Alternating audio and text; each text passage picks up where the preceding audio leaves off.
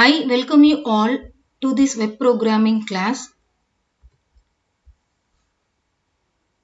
In this web programming course, we are going to learn how to design web pages using HTML5 and to gain knowledge on how to create interactive web pages using JavaScript jQuery and to know how to use cascading style sheets and DOM and to learn how to develop server-side scripting using PHP.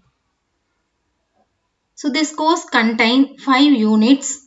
In first unit, you are going to study HTML5. The second unit covers JavaScript and jQuery. In third unit, you are going to learn CSS3 and DOM. The fourth unit covers XML and PHP. In fifth unit, you are going to know about Ajax and web services. So today's section, I am going to start with the first unit, Basic Internet Protocols. As you all come under computer science discipline, you already know about internet, which is nothing but the collection of computers that can communicate with one another using protocols. Before going into deep, my dear student friends, just imagine the power of internet which has become the basic need in our day-to-day life.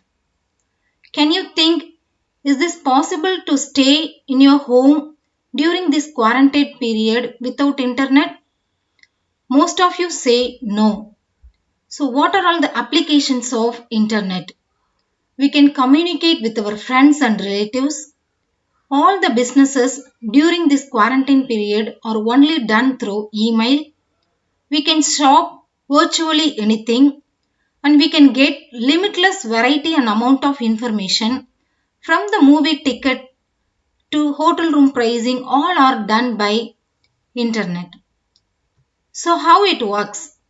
Only because of internet protocols. So what is protocol? A computer communication protocol is a detailed specification of how communication between two computers will be carried out in order to serve some purpose. Some of the examples of protocols are TCP/IP, HTTP, FTP, SMTP, etc. So in today's session, we are going to learn about two protocols, TCP and IP. TCP/IP is the fundamental to the definition of internet.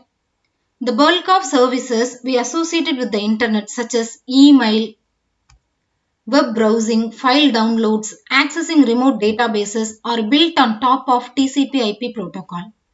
These are two protocols, TCP and IP. So first we are going to learn about internet protocol, IP. The key element of IP is the IP address, which is simply a 32-bit number written as sequence of 4 decimal numbers separated by dots. Here I have given one example of IP address. Next we are going to see about the functions of internet protocol. The internet protocol transfers data from one computer to the another computer. To do so, the internet protocol software creates a packet which is a sequence of bits representing the data to be transferred along with the source and the destination IP address. If the destination address is on the local network, then the packet will be sent to the destination via this network. If it is not in the same network, then the IP software sends the packet to the gateway. Gateway is nothing but a device that is connected to a source computer as well as to the another network. The gateway will select a computer as one of the another network to which it is attached and send the packet onto that computer. This process will continue until the packet reaches the destination. Here I have given the pictorial representation of gateway. This is gateway which is connected to server and the clients. So if it is in the same network, there is no need of gateway. If we combined one or two more networks, then we need a gateway. The sequence of computers that a packet travels through a source to destination is known as routes. So we can come across several computers from source to destination. That in between computers is called root. IP software also do some work that adds some error detection information to each packet it carries, so that if a packet is corrupted during transmission, this can usually be detected by the recipient by means of simply discarding the packets. So what are all the disadvantages of Internet protocol? Because of this discarding packets principle, it is unreliable one. So packets can be lost. So Internet protocol alone is not a good form of communication for Internet applications. So next we move on to Transmission Control Protocol, TCP. It is a higher level of protocol that extends the IP to provide including reliable communication based on the concept of connection. So the difference between IP and TCP is reliable communication and IP is unreliable communication. So in TCP, imagine there are two systems. One is A and another one is B. If the system A wants to communicate with B, then A has to send request to B via IP. If the connection is accepted by B, then B returns the message to A requesting the connection in other direction. If A responds affirmatively, then the connection is established. Once the connection has been established, TCP provides reliable data transmission by demanding acknowledge for each packet. The TCP sets timer after sending each packet. If the sender sending the packet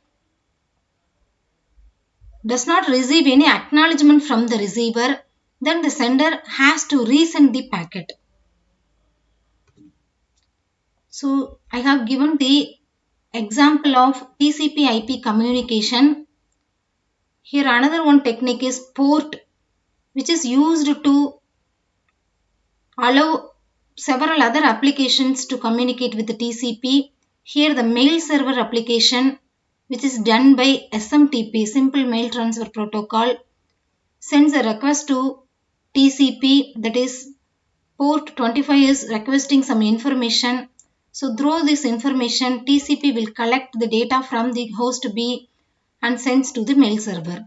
Here the rectangle represents the software used in internet and the oval represents the data and the numbers within the circle represents the order of process. So this is the brief introduction of IP and TCP, which are needed for further topics of web programming. In the further videos, we extend the protocol, some other protocols of internet. Thank you.